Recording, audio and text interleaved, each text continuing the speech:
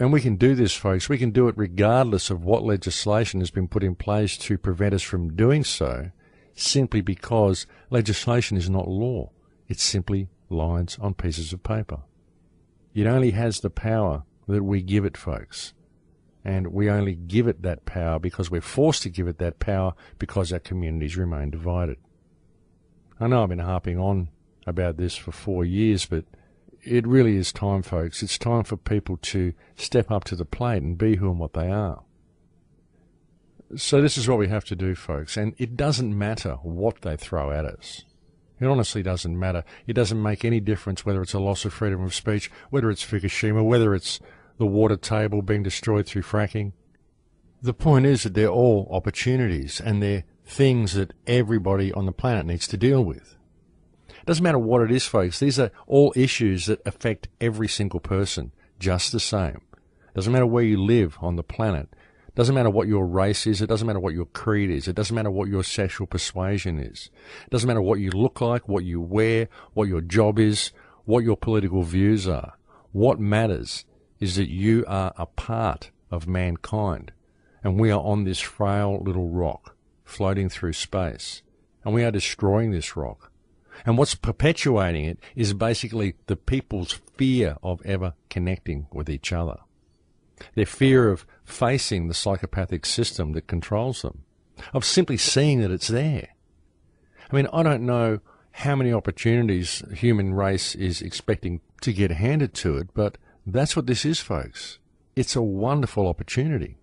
And they're just going to keep getting worse like this until humankind seizes the opportunity and steps into self-empowerment.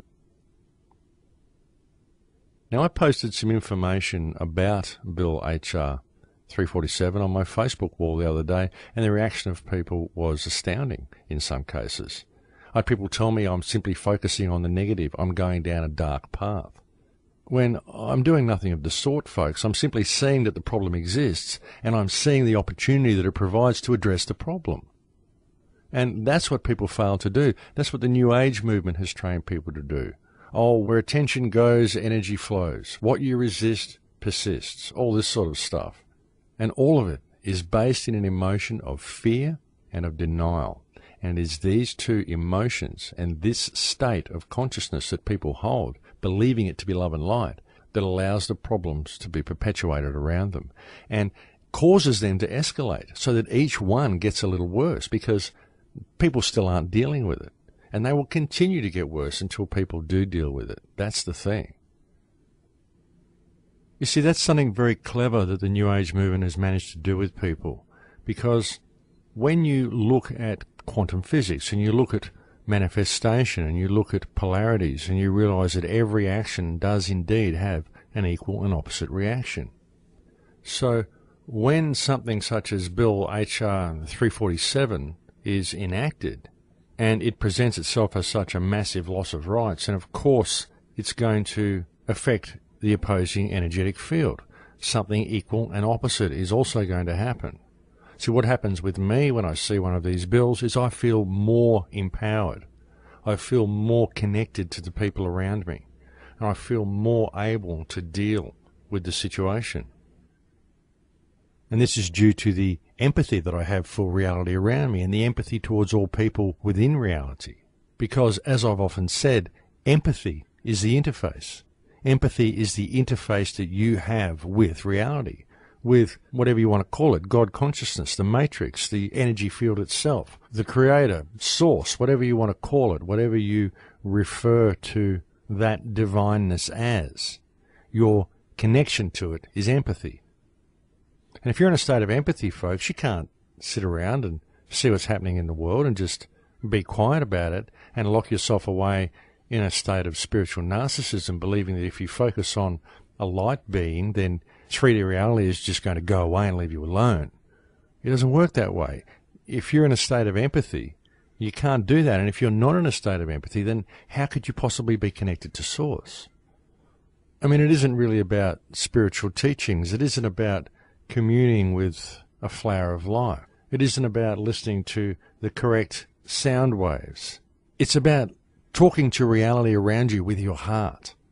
That's what it's about. I mean, it isn't even about enabling your pineal gland. Your pineal gland, folks, is actually designed to release DMT into your body so that you can experience more of reality. You can see more of reality. You can literally see through reality dimensionally with your third eye if your pineal gland is active. But that does not mean enlightenment. That's just simply having higher senses come online, senses that you've been locked away from. That's all that's about. But really, what people have forgotten how to do is how to communicate to reality around them with their heart. Because reality is speaking back to you through your heart, and you're communicating to reality through your heart, through the energetic field, the electromagnetic field that your heart generates. I've done whole films about this, folks. And that's the language that we've forgotten. And your interface with that energy, your interface with that reality is empathy. Because it's the denial of empathy that creates fear, creates ego, creates all of the problems that we have with each other. Society as a whole doesn't see each other as valid because society is generally devoid of empathy, or at least they've forgotten how to speak that language because they are forced to live within the parameters of a psychopathic society. It's a society that is devoid of empathy, and so empathy is squeezed out of people's emotional states. They might think that it's there very often, but if they look deep enough, they'll find that very often it actually isn't. Very often they are behaving the way they've been trained to behave, or they're acting out of ego. And we see a lot of this in the New Age movement. The New Age movement is, as I said, essentially a state of spiritual narcissism and a denial of empathy. So how, through such a movement, can one possibly hope to connect with higher realms? And of course they can't ever truly connect with Source, folks, because empathy is the interface. I mean, let's face it, if people were in a state of empathy, the world certainly would not be in the state that it's in today. Realizing that there is only really one self, and that empathy with reality around you is true self-empowerment, is the key. But the New Age movement has trained people to move away from that self-empowerment and to lock themselves away and to focus more on simply manifesting with thought, simply ignoring the fact that they exist in a 3D reality and believing that they can change everything on a multidimensional level. And it's taught these people to do anything but apply that positive energetic state that they're feeling through meditation to the world around them. It's getting people to focus on other dimensional fields rather than on the one that they inhabit. But you've got to be focused on both. Well, in as much as you need to be rooted in those high energy states and that connection to Source that you have, but you need to apply it to the world around you. See, that's why I speak out the way I do, folks, and it's why my speech has become bolder and bolder over the years since I began speaking to you. Because the more negative these people make it, the more empowered and positive I begin to feel. Because I'm rooted in that exactly opposing energy, that connection to Source and that connection to people around me. The New Age movement has co-opted that feeling, and they've turned it into spiritual narcissism and isolation and denial of 3D reality. And that's one of the big problems that we're facing, because before the New Age movement became popular, a lot of the people that are participating in that movement would have been very active people. These are the type of people that we would have seen in the 1967 movements, the great hippie movements that started reshaping the world until the CIA saw what was happening and introduced all the drugs into the hippie movement, and everybody kind of got stoned and thought that enlightenment was in the nearest vial of LSD, and everybody got sidetracked and forgot what their actual purpose was. And so the system was able to maintain the hold that it had always had over people. And we're seeing this type of enlightenment and movement happening again. But unfortunately, as a result of that hippie revolution that took place in the 60s, the powers that be popularized the New Age movement in order to lead all of these activist people down the path of spiritual narcissism and denial, rather than allowing them to maintain the state that the movement was in when it started, which was a state of self-empowerment, a state of connection to all in reality around you, a state of empathy for all around you in order to preserve and improve and elevate the reality in which we live. And this was what was lost with the introduction of the New Age movement. And it's no surprise, folks, that this movement became so popular right after this big hippie revolution that happened in the 1960s.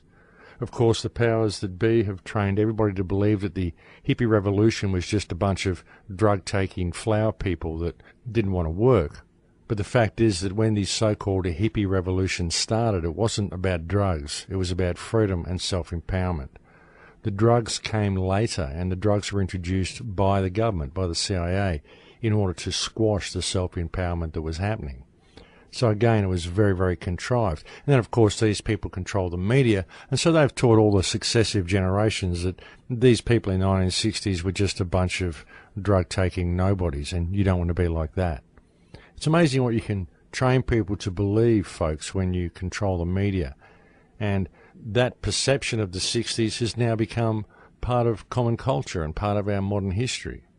But of course, history is always written by the winners in any confrontation, folks, and the winners always write the history from their perspective, and they write what they would like the people to believe is true. There was a great quote by George Orwell that said, "Who controls the past controls the future, and who controls the present controls the past." And I think that's a very poignant quote, folks. And that is one of the reasons why our history has been robbed from us, and why we are always fed this media glossed over version of anything that has happened in our past, even in modern history as recently as the 1960s. But I think it's break time now, folks, so that's a few things for you to think about while we go and have a break. I hope you are enjoying the time that we are spending together today, and I'll speak to you again in a few minutes. Thanks for listening.